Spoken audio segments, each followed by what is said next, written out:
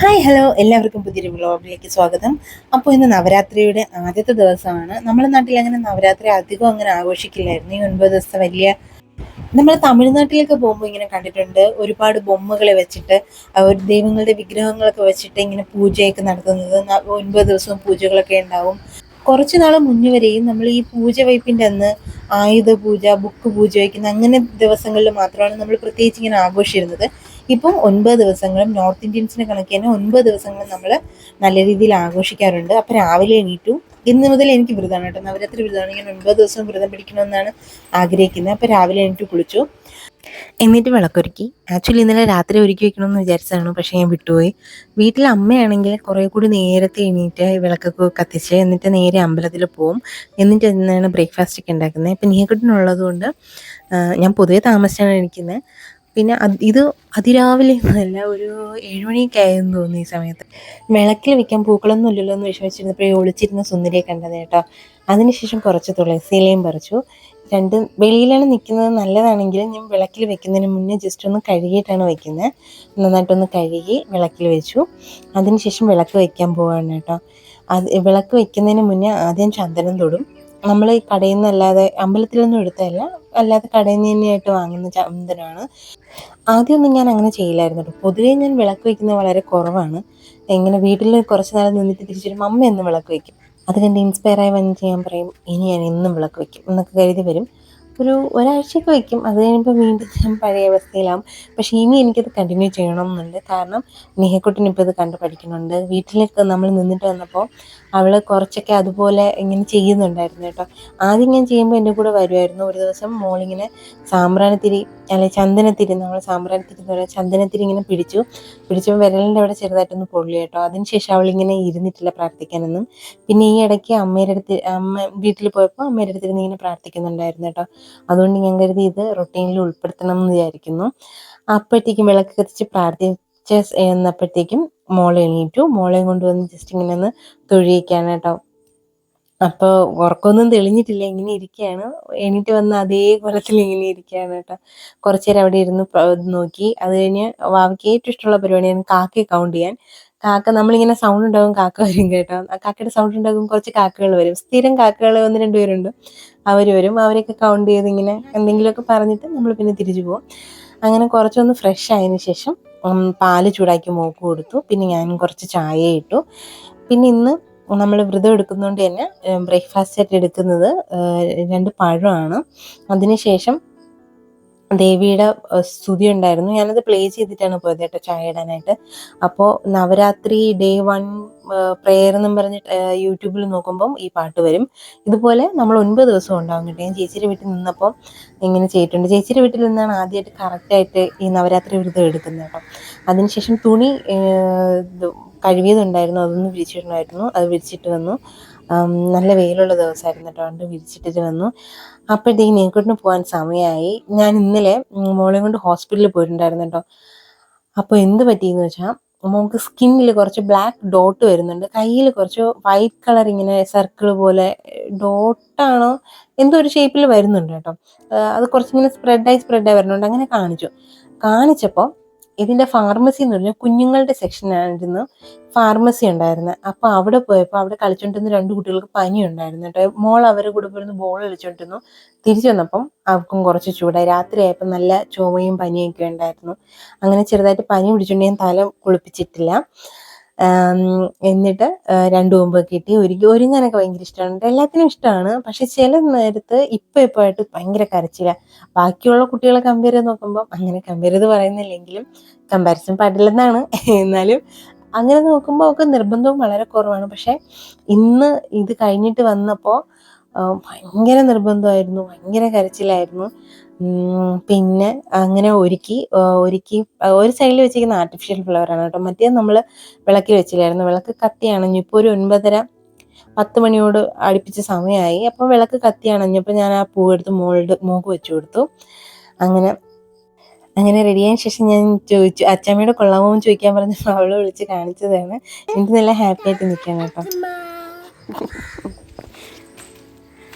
അങ്ങനെ ടാറ്റയൊക്കെ പറഞ്ഞിറങ്ങി. ആക്ച്വലി അവൾ ആ ഗേറ്റ് വഴി പോയി നിന്നു. ആദ്യം അവൾ പ്ലേ സ്കൂളിലായിരുന്നു. അപ്പോൾ നമ്മൾ കാറിലാണ് കൂടുതലും കൊണ്ടാക്കിക്കൊണ്ടിരുന്നത്. അപ്പം ആ വഴി പോയി റോഡിലാണ് കാർ ഇട്ടേക്കുന്നത്. അങ്ങോട്ട് പോയതാണ് കേട്ടോ. പിന്നെ സ്കൂട്ടി ഇപ്പുറത്തെ സൈഡിലാണ് വെച്ചേക്കുന്നത്. അങ്ങനെ അവൾ സ്കൂട്ടിയിൽ കയറി, സ്വന്തമായിട്ട് കയറുന്നതിൻ്റെ ബഹളമാണത്. അങ്ങനെ കയറി, ഇന്ന് പിണക്കമൊന്നും ഇല്ലാതെ പോയി. ഈ എഗ്ഗ് ഉണ്ടായിരുന്നു, പക്ഷെ തിരിച്ചുകൊണ്ടുവന്നില്ല. ടീച്ചർ സൂക്ഷിച്ച് വെച്ചിട്ടുണ്ട്, എന്തായാലും അടുത്ത ദിവസം പോകുമ്പം തിരിച്ചു തരും. കൊണ്ടുവന്ന എല്ലാ സാധനവും ടീച്ചർ എടുത്തിട്ട് അതുപോലെ ഒന്ന് സൂക്ഷിച്ച് വെച്ചേക്കും കേട്ടോ. എന്നിട്ട് തിരിച്ചും തന്നിടും. ഇന്ന് പിന്നെ തിരക്കായതുകൊണ്ട് വിട്ടുപോയതായിരിക്കും. അങ്ങനെ നമ്മൾ പോവുകയാണ്. യാത്ര ചെയ്യാൻ ഭയങ്കര ഇഷ്ടമാണ് കേട്ടോ മോൾക്ക്. അത് മോക്കെന്നല്ല, എല്ലാ കുഞ്ഞു കുട്ടികൾക്കും സ്ഥിരം വണ്ടിയിലൊക്കെ പോകുന്നവർക്ക് യാത്ര ചെയ്യാൻ ഭയങ്കര ഇഷ്ടമായിരിക്കും.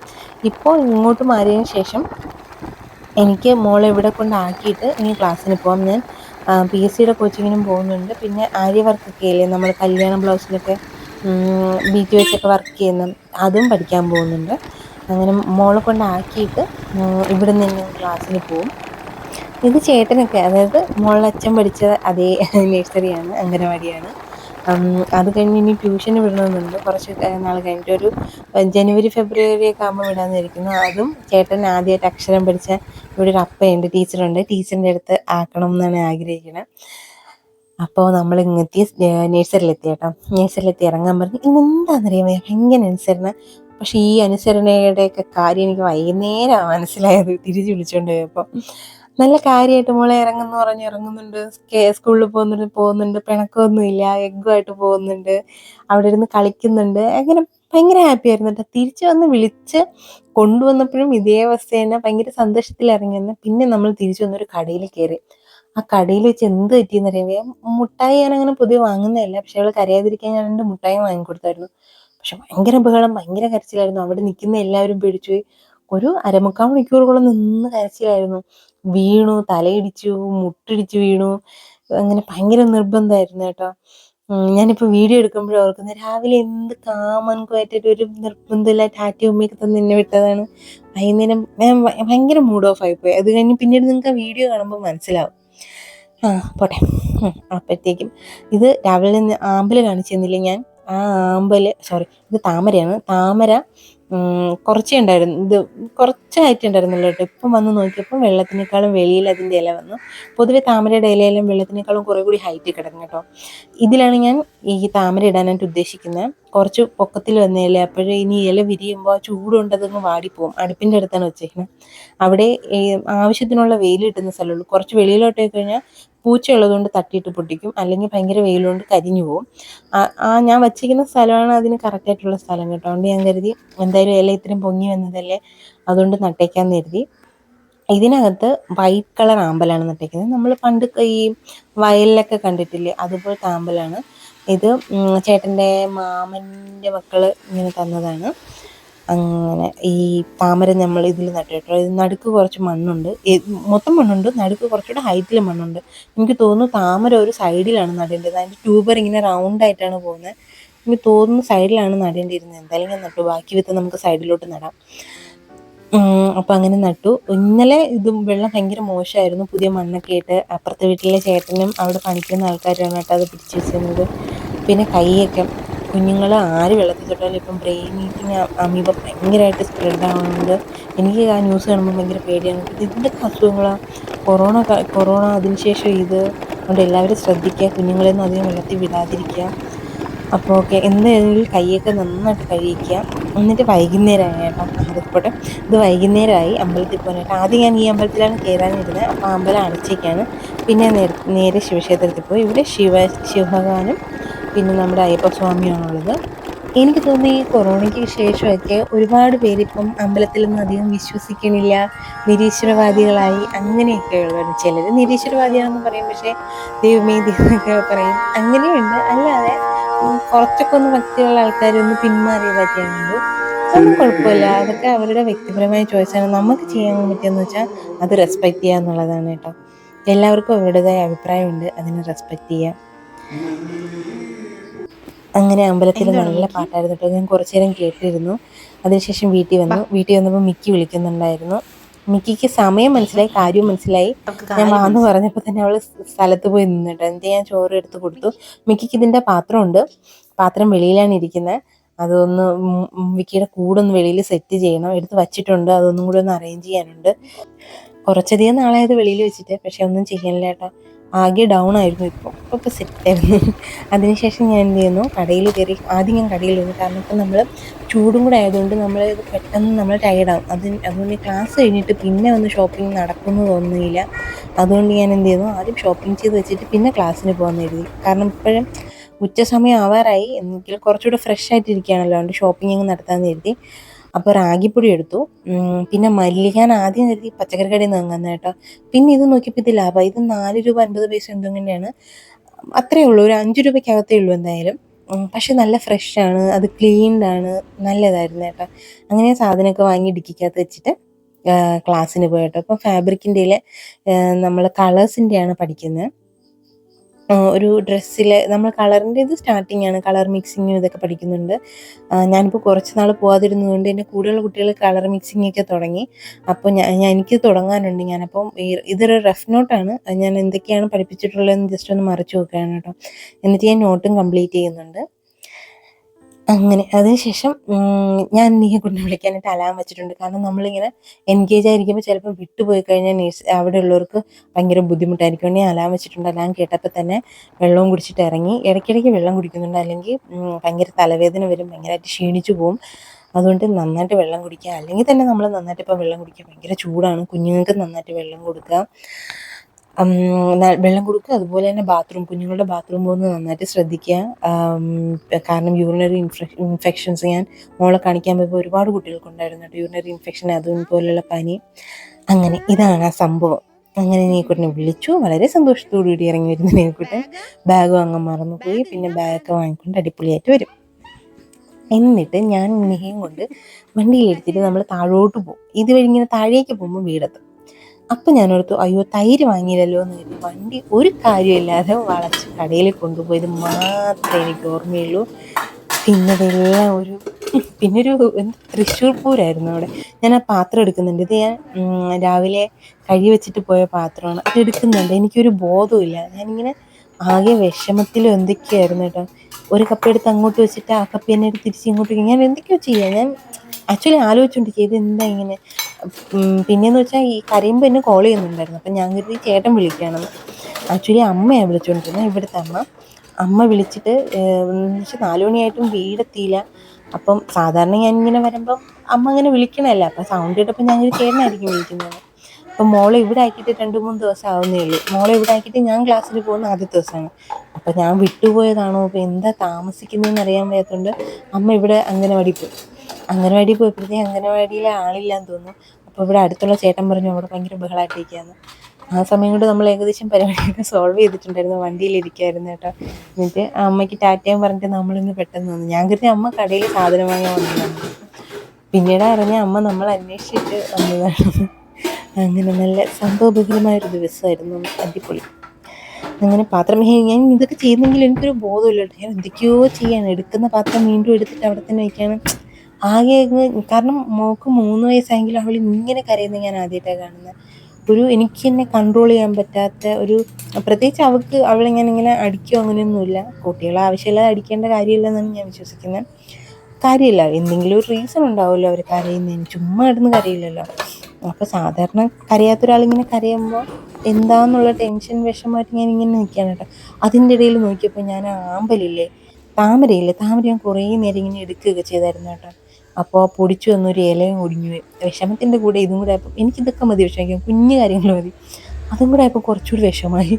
അങ്ങനെ ഞാൻ എന്ത് ചെയ്യുന്നു, അവിടെ എൻ്റെ ആമ്പലിൻ്റെ ഒരു ഇതുപോലത്തതും കൊണ്ടുണ്ടായിരുന്നു കേട്ടോ. അതിൽ നീലയായിരുന്നു, നമ്മൾ ഈ നാടൻ നീല ആമ്പലില്ലേ, അതായിരുന്നു. അത് വലിയൊരു മാങ്ങ വീണപ്പോൾ ഇതാ കണ്ടോ അവിടെ ഇരിക്കുന്നത്, അത് പൊട്ടിപ്പോയി. അങ്ങനെ അതിലെ മണ്ണെടുത്ത് ഞാൻ ടാങ്കിലിട്ടിട്ട് ഈ പൊടിച്ചിരിക്കുന്ന താമര നാളെ രാവിലെ നടാമെന്ന് കരുതി ഇങ്ങനെ വെച്ചിരുന്ന മറ്റേ എക്സൈറ്റ്മെൻറ്റ് കിൽസ് എന്ന് പറയും പോലെ ഞാനതിനെ നോക്കി എക്സൈറ്റ്മെൻറ്റ് കൊണ്ട് നോക്കി അതിനെ നശിപ്പിക്കും. പിന്നെ ഇങ്ങനെ തിരിച്ചു വന്നപ്പോൾ ഒരു പാവയ്ക്ക ഉണ്ട് കേട്ടോ. പിന്നെ ഞാൻ നോക്കിയപ്പോൾ കുറേ അധികം പാവയ്ക്ക ഉണ്ടായിരുന്നു, നിത്യവഴുതന ഉണ്ടായിരുന്നു.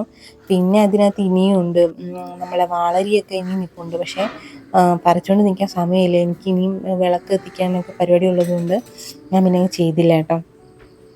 പിന്നെ അപ്പോഴത്തേക്ക് ഞാൻ കരുതി വൈകുന്നേരത്തേക്കൊക്കെ ഡിന്നറിനുള്ള ആക്കി വെച്ചതിന് ശേഷം വിളക്കൊരുക്കാൻ പോവാം, അല്ലെങ്കിൽ വിളക്കൊരുക്കിയെല്ലാം ചെയ്ത് പിന്നെ ചെയ്യാനായിട്ട് ക്ഷീണം തോന്നും, അതുകൊണ്ട് ചെയ്തില്ല. നമ്മളിങ്ങനെ മല്ലിയിലൊക്കെ വാങ്ങുമ്പോൾ എന്ത് ചെയ്യണമെന്നോ, ഇത് ചേച്ചിയുടെ അവിടെ നിന്നപ്പോൾ അവിടെ ജോലിക്ക് നിൽക്കുന്ന ചേച്ചി ചെയ്തത് എന്താ കേട്ടോ, നന്നായി വാഷ് ചെയ്യണം. ഇത് ഞാൻ വാഷ് ചെയ്തിട്ട് കെട്ടി വെച്ചതാണ്, ഞാൻ ഒന്നുകൂടെ ഒന്ന് കാണിച്ചു തരുന്നത് കേട്ടോ.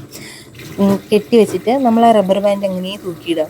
അപ്പോഴത്തേക്കും നാളെ രാവിലെ ആകുമ്പോൾ ഇത് ഉണങ്ങി കിട്ടും. എന്നിട്ട് ഒരു ഡബ്ബയ്ക്കകത്ത് അടച്ച് വെച്ചിട്ട് നല്ല അടപ്പുള്ള നല്ല എന്താണ് എയർടൈറ്റ് പോലത്തെ ഡബ്ബയ്ക്കകത്ത് അടച്ച് വയ്ക്കാം. 2-3 ആഴ്ച കൂടുതലിരിക്കും. എൻ്റെ കയ്യിൽ ഇപ്പോൾ ഉള്ളത് തന്നെ ഒരുപാട് നാളെ പഴക്കമുള്ളതാണ്, പക്ഷേ നല്ല ഫ്രഷ് ആയിട്ടിരിക്കുന്നുണ്ട് കേട്ടോ. ഇത് പിന്നെ നമ്മളെ ഈ സാധാ പച്ചക്കറി കടയിൽ നിന്നാണ് വാങ്ങുകയാണെങ്കിൽ അതിൻ്റെ വേരൊക്കെ കട്ട് ചെയ്തിട്ട് മണ്ണൊന്നുമില്ലാതെ നല്ല രീതിയിൽ ക്ലീൻ ചെയ്യണം. ആ ഒരു തല പോയില്ലേ, ഇത്രയും നേരം ഇരുന്ന് കരഞ്ഞ് വിളിച്ച് ബഹളം ഉണ്ടാക്കിയിട്ട് വീട്ടിലെത്തിയിട്ട് ഇങ്ങനെ ആരാ ഇവിടെ ബഹളം ഉണ്ടാക്കിയേ എന്നുള്ള അർത്ഥത്തിൽ ഇങ്ങനെ നിൽക്കുക. ഒരനക്കമില്ലേ, എന്ത് നടന്നെന്നുള്ള രീതിയിൽ ഇങ്ങനെ കളിച്ചുകൊണ്ടിരിക്കുക. ഞാനിപ്പോഴും ഇങ്ങനെ ഓക്കെ ആയിട്ടില്ല കേട്ടോ. പാവം ഒരിക്കൽ ഇങ്ങനെ കരഞ്ഞങ്ങ് വീണ് തലയിടിച്ചു. എനിക്ക് ഭയങ്കര വിഷമം തോന്നി, കാരണം ആദ്യമായിട്ട് കാണുമ്പോൾ ഉള്ളൊരു വിഷമം തോന്നി. പിന്നെ അപ്പോൾ നിങ്ങൾ ശീലമായിക്കോളും, കുഴപ്പമില്ല. എങ്കിലും എനിക്കൊരു വിഷമമായിരുന്നു അത്. പിന്നെ ഓക്കെ, പിന്നെ അത് കഴിഞ്ഞിട്ട് ഞാൻ ഇങ്ങനെ വിളക്കെത്തിക്കുന്ന കാര്യങ്ങളിലൊക്കെ നിന്നപ്പോഴത്തേക്കും അതങ്ങ് വിട്ടു പതിയെ. ഇത് ഞാൻ രാവിലെ വെച്ചിട്ട് രാവിലെ ചായ ഇട്ടില്ലായിരുന്നു. ചായ ഇട്ടിട്ട് പിന്നെ ക്ലാസ്സിന് പോകുന്നിടത്ത് ഞാൻ കഴുകി വയ്ക്കാൻ മറന്നു, അതവിടെ ഇരിക്കായിരുന്നു. ഞാൻ മിക്കവാറും ഇങ്ങനെയാണ് കേട്ടോ, എന്തെങ്കിലും പാത്രം സൈഡിലോട്ട് വെച്ചിട്ടങ്ങ് പോകും. എൻ്റെ വൈകുന്നേരം വന്നായിരിക്കും കഴുകണം. അങ്ങനെ കുറച്ച് പാത്രം ഉണ്ടായിരുന്നു കേട്ടോ, മറ്റേ പേരയ്ക്ക കഴിച്ച പാത്രം, പിന്നെ കുടിച്ച കപ്പ്, പിന്നെ ചായയുടെ പാത്രം, അതൊക്കെ ഉണ്ടായിരുന്നുള്ളൂ. അതൊക്കെ കഴുകി വെച്ചു, തൂത്തിറക്കി. മിറ്റം എന്നും അമ്മയാണ് കേട്ടോ തൂക്കുന്നത്, മിറ്റം എന്നും തൂക്കുന്ന അമ്മയാണ്. അപ്പോൾ ഇന്ന് തൂക്കാനായിട്ട് അമ്മ തയ്ക്കായിരുന്നു. പിന്നെ അടുത്തുള്ള മാമിയും ഇങ്ങനെ തയ്ക്കാനായിട്ട് തുണി കൊണ്ടുവന്നുകൊണ്ട് കുറച്ച് ബിസിയായിട്ട് തൂത്തില്ല. അങ്ങനെ കുറച്ച് അവരുണ്ടായിരുന്ന ഒരു കമ്പിയുണ്ട്, കമ്പിയിൽ കുത്തിക്കളഞ്ഞു. അതിനുശേഷം ഇന്ന് രാവിലെ വിരിച്ചിട്ട് തുണിയില്ലേ അതെടുക്കാൻ പോയി. കുറച്ച് വെയിൽ മങ്ങിയിട്ട് തുണി ഒന്ന് തണുപ്പ് പിടിച്ചു, എങ്കിലും അത് എടുത്തിട്ട് വന്നിട്ട് രാത്രി മഴ പെയ്യാണെങ്കിലൊന്ന് ഓർത്ത് അതങ്ങ് എടുത്തിട്ട് വന്നു. എന്നിട്ട് ഇത് നമ്മൾ ഡിന്നറിന് വേണ്ടിയിട്ട് ഞാൻ റാഗി കുഴച്ച് വെച്ചേക്കാണ്. റാഗി ചൂടുവെള്ളം നമ്മൾ അരിപ്പത്തിരി ഉണ്ടാക്കില്ലേ അതുപോലെ, അത്രയും വെള്ളം വേണ്ട, ഞാൻ വെള്ളം ഒഴിച്ച് ഒരുപാടായിട്ട്, അത്രയും വെള്ളം വേണ്ട. അപ്പം കരിച്ചിലിൻ്റെ ബാക്കി അപ്പോൾ റാഗി കുഴച്ച് വെച്ച് കരിച്ചിലൊക്കെ ഒന്ന് മാറ്റിയതിന് ശേഷം ഞാൻ ഇതിന്ന് വിളക്ക് എത്തിക്കാനായിട്ട് പോയിട്ട്, ഇത് കർപ്പൂരമാണ്, കർപ്പൂരം ഇട്ട് കത്തിക്കാനായിട്ട്. നമ്മൾ നെരിപ്പോട് കത്തിക്കില്ലേ, എന്നോട് ആരോ പറഞ്ഞു ഇങ്ങനെ പേപ്പർ കത്തിച്ചിടരുത്, അത് നല്ലതല്ല എന്ന് കേട്ടു. പിന്നെ എന്താ ചെയ്യേണ്ടതെന്ന് പറഞ്ഞപ്പോൾ ഞാൻ പിന്നെ ഒരു 140 രൂപയ്ക്ക് എനിക്ക് വലിയൊരു കവർ നിറയെ കർപ്പൂരം കിട്ടി. അതുകൊണ്ട് ഞാനിപ്പോൾ എന്നും 2 കർപ്പൂരം ഇട്ടാണ് കത്തിക്കുന്നത്. അതിനുശേഷം വിളക്ക് കത്തിച്ച് നിഹക്കുട്ടൻ ഭയങ്കര കരച്ചിലായിരുന്നുകൊണ്ട് ഞാൻ അവളുടെ ഒരു ചാനലുണ്ട്, മലയാളി മദാമ്മ എന്ന് പറഞ്ഞിട്ട്, നല്ലതാണ് കേട്ടോ. കുഞ്ഞ് ഈ സംസാരിക്കാൻ ഡിലേ ഉള്ള കുട്ടികൾ, അല്ലെങ്കിൽ ഇങ്ങനെ കമ്മ്യൂണിക്കേഷനൊക്കെ പഠിക്കുന്ന കുട്ടികൾ, അവർക്ക് ഇട്ട് കൊടുക്കുന്ന ഭയങ്കര നല്ലതാണ് കേട്ടോ. എനിക്ക് ഭയങ്കര യൂസ്ഫുള്ളായിട്ട് തോന്നി. ഞാൻ ചേച്ചിയുടെ മോൾക്ക് അയച്ചു കൊടുത്തായിരുന്നു. അപ്പോൾ അവൾ കണ്ടിട്ട്, അവൾ മലയാളം പൊതുവേ കുറച്ചാണ് സംസാരിക്കുന്നത്. ഇപ്പം ചേട്ടൻ അവിടെയുണ്ട്, പിന്നെ അതിൻ്റെ കൂടെ ഇതും കൂടെയൊക്കെ കാണുമ്പോൾ കുറച്ചുകൂടി നല്ല ഇമ്പ്രൂവ്മെൻ്റ് ഉണ്ടെന്ന് പറഞ്ഞു. പിന്നെ നിഹയ്ക്ക് ഒരു ആക്സെൻ്റ് ഉണ്ട്, ഒരു ബ്രിട്ടീഷാണോ അമേരിക്കനാണോന്ന് അറിയാൻ എന്തോ ഒരു ആക്സെൻ്റ് ഉണ്ട്, അത് കിട്ടിയതും ഇതിൽ നിന്നാണ്. ഭയങ്കര നല്ലതാണ് കേട്ടോ, എനിക്ക് ഭയങ്കര ഇഷ്ടമാണ്. അത് ഞാൻ പ്ലേ ചെയ്ത് കൊടുത്തിട്ട് വന്നു. മറ്റേ ഇങ്ങനെ ആവശ്യമില്ലാത്ത റീൽസ്, ആവശ്യമില്ലാത്ത മറ്റേ കുശുമ്പും കുല്ലായ്മയുള്ള കാർട്ടൂണുകളൊക്കെ ഉണ്ടല്ലോ, നമ്മൾ മലയാളം കാർട്ടൂണിൽ കുറേയൊക്കെ അങ്ങനത്തതുണ്ട്. ഞാൻ അതുകൊണ്ട് അധികം അങ്ങനെ ഇട്ട് കൊടുക്കില്ല കേട്ടോ. അപ്പം മലയാളി മദാമ്മയുടെ അത് ഇട്ട് കൊടുത്തു. അവളത് കണ്ടുകൊണ്ടിരിക്കുന്നുണ്ട്. അത് പഠിക്കാനുള്ളതാണ് കൂടുതലും, നല്ല ചാനലാണ് കേട്ടോ. അങ്ങനെ അതിട്ട് അവൾ കാണുന്നുണ്ട്. അപ്പം ഞാൻ വിളക്ക് കത്തിച്ചു, കുറച്ച് നേരം ഒന്ന് പ്രാർത്ഥിച്ചിട്ടിരുന്നു. ഞാൻ കുറേ നാൾക്ക് ശേഷം ഇരിക്കുന്നുണ്ട്, നന്നായിട്ട് പ്രാർത്ഥിക്കാനൊന്നും പറ്റില്ല, അതൊക്കെ സെറ്റായി വരും. എന്നിട്ട് നമ്മൾ കുക്കറിൽ നേരത്തെ വേവിച്ച് വെച്ചിരിക്കുന്ന ഉരുളക്കിഴങ്ങില്ലേ, ആ ഉരുളക്കിഴങ്ങ് എടുത്ത് അതിൻ്റെ തൊലി കളയുകയാണ്. ഇത് ഞാനിപ്പോൾ ഉണ്ടാക്കുന്നതെന്ന് വെച്ചാൽ നോർത്ത് ഇന്ത്യൻ സ്റ്റൈലാണ്.